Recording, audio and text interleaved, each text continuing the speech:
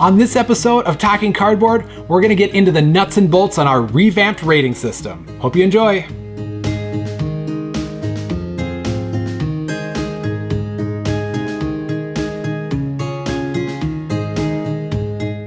Thank you for tuning in to another episode of Talking Cardboard. If you like what you see here, click the like button below, subscribe, leave a comment.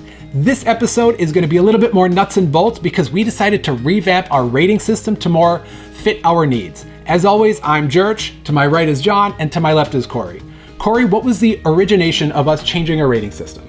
Yeah, we've been talking about this for a few months now, wanting to kind of revamp our system and go off of a scale that kind of fits what we feel is necessary in describing what we like about games. There were some other scales we had used in the past and other like BGG ratings and that sort of thing, but we really wanted to define more of what we value in a game and express that through this rating system. And that's what we're going to talk about here today. So we're going to throw it over to John to give us the start of this new 5-star rating scale. With the new revamped rating system that we're using, a 1-star would be a game that we personally think is awful, something that we would very unlikely ever play again, and just a game that the description doesn't really match, or the way it plays doesn't really match what it was described as or marketed as.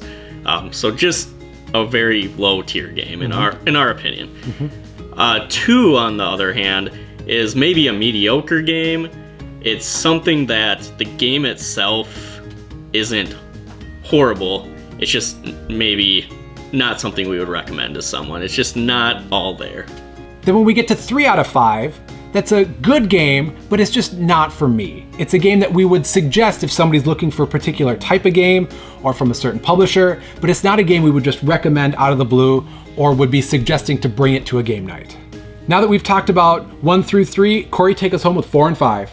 Yeah, so a 4-star out of 5 would be a game that we really enjoy, we really like it, and we would recommend it. It's a game that we would recommend for pretty much anybody to play. Not necessarily one that we would run out and go buy immediately, but it would definitely be a game that we would recommend. And then getting into the highest echelon game, it's a 5-star out of 5, and that is a game that we just love. It's excellent, fantastic, and a game that even if somebody else you knew owned the game, it might be a game you still might think to run out and purchase for yourself because you just gotta have it in your collection. It's one of those titles. So I think that pretty much wraps it up 1 through 5 stars. We really wanted to create a system where there'd be games that we would not want to play, games that even though we wouldn't want to play it, we could still suggest them for other people, and then games that we absolutely need to have and keep in our collective, libraries of it.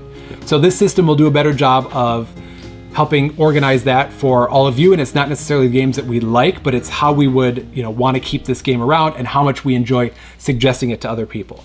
And one final note, John, if you want to take us home with the seal of approval.